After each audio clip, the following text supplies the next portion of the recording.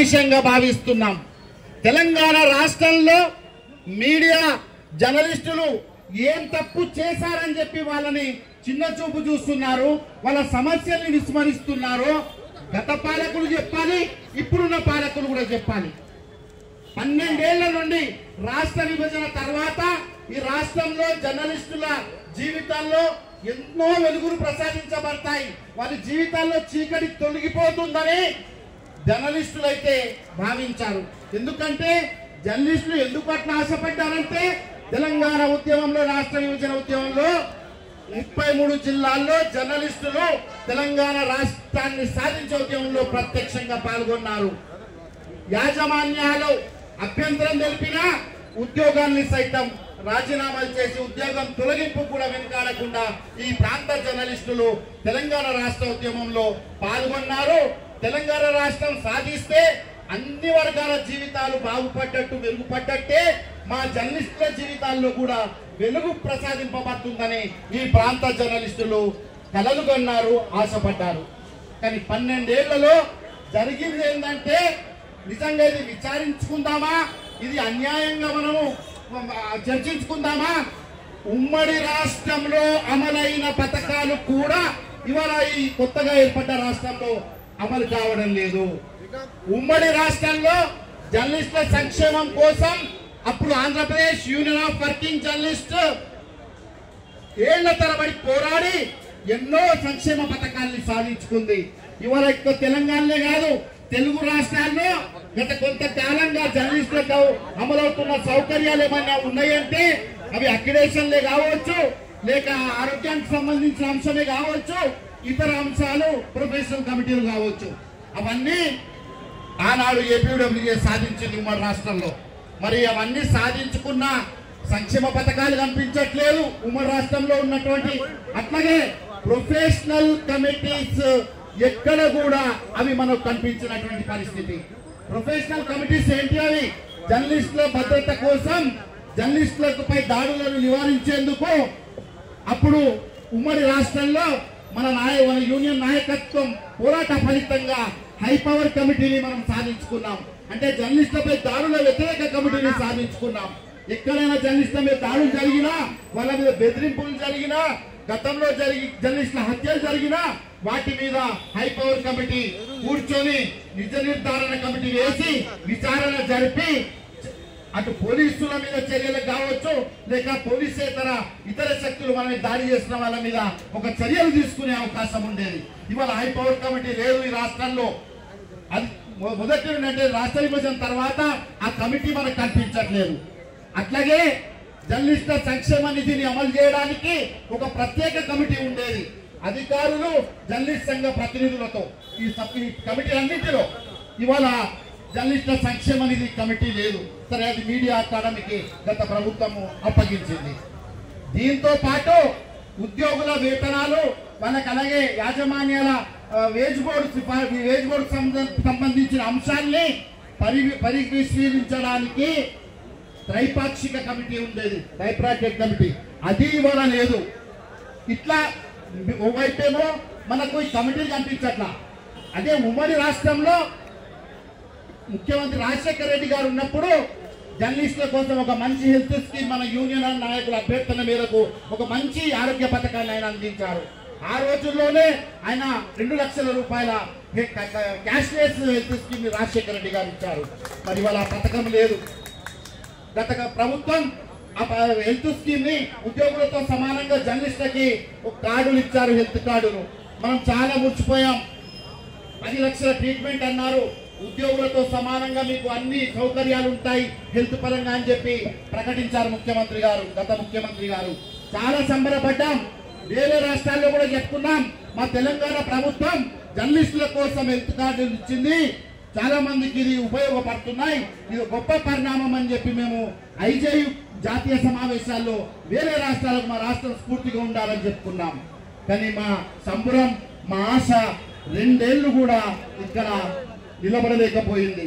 1916లో health scheme తీసుకొచ్చారు, 18లో health scheme మాయమైపోయింది రాష్ట్రంలో. 18 తర్వాత దురదృష్టవశాత్తు ఈ రాష్ట్రంలో కరోనా మహమ్మారి విజృంభించి వందలాది మంది జర్నలిస్టుల ప్రాణాలు తీసింది. ఎంతో మంది ఆర్థిక స్తోమత లేక సర్కారు దవాఖానాల్లో చేరి ప్రాణాలు కోల్పోయినరు. మరికొంతమంది అప్పులు చేసి వడ్డీలతో వచ్చి ప్రైవేట్ హాస్పిటల్లో వడ్డీలు చెల్లించుకొని వడ్డీలతో అప్పులు తెచ్చి ట్రీట్మెంట్ పొందిండ్రు. మరికొంతమంది ఉన్నవి అమ్ముకొని వచ్చి జర్నలిస్టులు చికిత్స పొందిండ్రు. ఇది రాష్ట్రంలో హెల్త్ కు సంబంధించిన వ్యవహారం. ఆరోగ్య పథకం పోయింది, మనకు సబ్సిడీ కమిటీలు పోయినాయి, అన్ని పోయినాయి. చివరికి ఎంత దౌర్భాగ్యం అంటే మన ఈ రాష్ట్రంలో ప్రస్తుతం కనీసం జర్నలిస్టులకు ఇవ్వాల్సిన గుర్తింపు card accreditation card. Accreditation card ఇవ్వడం అంటే జర్నలిస్టులకు 100 కోట్ల బడ్జెట్ అలర్ట్ చేయడం కాదు. అక్రిడేషన్ కార్డు ఒక గుర్తింపు కార్డు. నేను దాదాపు 14 నుండి రాష్ట్ర అక్రిడేషన్ కమిటీగా సభ్యుడిగా ఉన్నా. అక్రిడేషన్ కార్డు రాష్ట్రంలో జర్నలిస్టులందరికి ఇవ్వాలి, దానికి సంబంధించిన సమావేశాలు పెట్టాలి, కమిటీలు అని మొత్తం ఖర్చు మేము ఒకసారి పరిశీలించి అంచనా వేస్తే 12 లక్షల రూపాయలతో ఈ పని అయిపోతుంది. అక్రిడేషన్ ఓన్లీ 12 లక్షలు.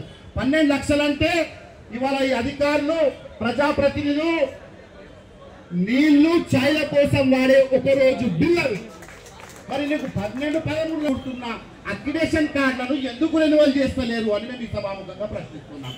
అసలు మీకు ఎందుకు ఇబ్బంది వస్తుంది అంటే ఆ జర్నలిస్టులు ఈ రాష్ట్రంలో ప్రభుత్వ గుర్తింపు కార్డు వాళ్ళకి అవసరం లేదని మరి ప్రభుత్వం భావిస్తుందా? మరి భావించినప్పుడు 2 ఏళ్లుగా పాత ప్రభుత్వం ఇచ్చిన కార్డు మీదనే స్టిక్కర్లు పెట్టుకుంటా రెన్యువల్ ఎందుకు చేస్తున్నారు? దీన్ని ముక్త కంఠంతో ఇవాళ ఈ జర్నలిస్టులు ఒక 33 జిల్లాల్లో దీన్ని ఖండిస్తున్నది. అక్రిడేషన్ కార్డులు ఇవ్వమంటున్నాం. ఈ గత ప్రభుత్వానికి లెక్కలేనన్ని వినతి పత్రాల్ని మన యూనియన్ సమర్పించింది. ప్రభుత్వం మార్పిడి తర్వాత ఈ 2 ఏళ్ల కాలంలో రాష్ట్ర సమాచార శాఖ మంత్రులు పొంగులేటి శ్రీనివాస్ రెడ్డి గారికి మన రాష్ట్ర ప్రతినిధి బృందం 5 వినతి పత్రాల్ని ప్రత్యక్షంగా కలిసి ఆయన వినతి పత్రాలు ఇచ్చింది. వినతి పత్రాలు ఇవ్వడమే కాదు 2 సార్లు ఆయనతో చర్చించింది ఈ రాష్ట్రంలో జర్నలిస్టుల సంక్షేమం కోసం.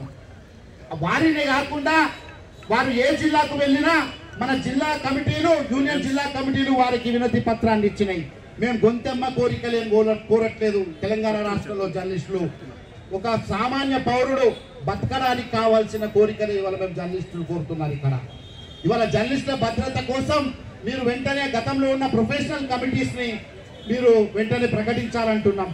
అక్రిడేషన్ అనేది తీసుకునే బాధ్యత హక్కు జర్నలిస్టుది కనుక దాంట్లో జాప్యం చేయడం సరైంది కాదంటున్నాం. తెలంగాణ రాష్ట్ర జర్నలిస్టుల పక్షాన ప్రాణాలు పోతున్నాయి జర్నలిస్టులు. ప్రతిరోజు మేము గమనిస్తున్నాను, నెలలో కనీసం 6 జర్నలిస్టులకి పాపం దురదృష్టము నిమ్స్ హాస్పిటల్లో ప్రాణాపాయ స్థితుల్లో వచ్చి చేరుతున్నారు. మన యూనియన్ అక్కడ ఉండి వారికి సేవలు అందిస్తుంది. కొంతమంది చనిపోతున్నారు కూడా. మరి ఈ 12 ఏళ్లలో 600 పైగా జర్నలిస్టులు నేల కొరిగింది రాష్ట్రంలో. మరి నేల కొరిగితే కనీసం వాళ్ళకి హెల్త్ కార్డు ఎందుకు వెళ్ళకపోతున్నాం? హెల్త్ కార్డు ఇవ్వాల్సిన బాధ్యత ప్రభుత్వం మీద ఉంది కదా. ఒక సామాన్య పౌరులకు కూడా మీరు సంపూర్ణ ఆరోగ్యం అందించే బాధ్యత మీద ఉంది కదా. మరి మీరు మేనిఫెస్టోలో మీరే కదా ప్రకటించింది మెరుగైన వైద్య సేవలు అందిస్తాం జర్నలిస్టులకి, ఎంత ఖర్చు అయినా పర్వాలేదు అని చెప్పి మేనిఫెస్టోలో మీరు హామీ ఇచ్చారు కదా. అక్రిడేషన్లు ఎప్పటికప్పుడు అందిస్తామన్నారు కదా మేనిఫెస్టోలో. అలాగే జర్నలిస్టులకు ఇళ్ళు, ఇంటి స్థలాల సమస్యని ప్రభుత్వము ఏర్పడిన వెంటనే వారికి అవి అందిస్తామని చెప్పారు కదా, ఇళ్ళు, ఇంటి స్థలాల్ని. అట్లాగే ఇంకొక ప్రధానమైన డిమాండ్లలో మన ముఖ్యంగా ఈ రాష్ట్రంలో రిటైర్డ్ అయిన జర్నలిస్టుల, వయోధిక జర్నలిస్టులకి దేశంలో 13 రాష్ట్రాల్లో పెన్షన్ సౌకర్యం ఉంది. మరి తెలంగాణ రాష్ట్రంలో ఆ పెన్షన్ సౌకర్యం అమలు చేయాలని గత ప్రభుత్వానికి మరియు ఇప్పుడు వచ్చిన ప్రభుత్వానికి కూడా మనం ఎన్నో విజ్ఞాపన పత్రాలను అందించాం. మేనిఫెస్టోలో ఇప్పుడున్న ఈ ప్రభుత్వం కాంగ్రెస్ పార్టీ చాలా స్పష్టంగా రాసింది, రిటైర్డ్ అయిన జర్నలిస్టులందరికీ పెన్షన్ ఇస్తామని చెప్పి. మరి ఎక్కడుంది ఆ చర్యలు? దాన్ని ఎంతవరకు మీరు చర్యలు తీసుకున్నారు? ఎందుకు జవాబు చెప్పలేకపోతున్నారు? మేము ఈ సందర్భంగా ప్రభుత్వాన్ని అడుగుతున్నాం. మంత్రి గారు, మీకు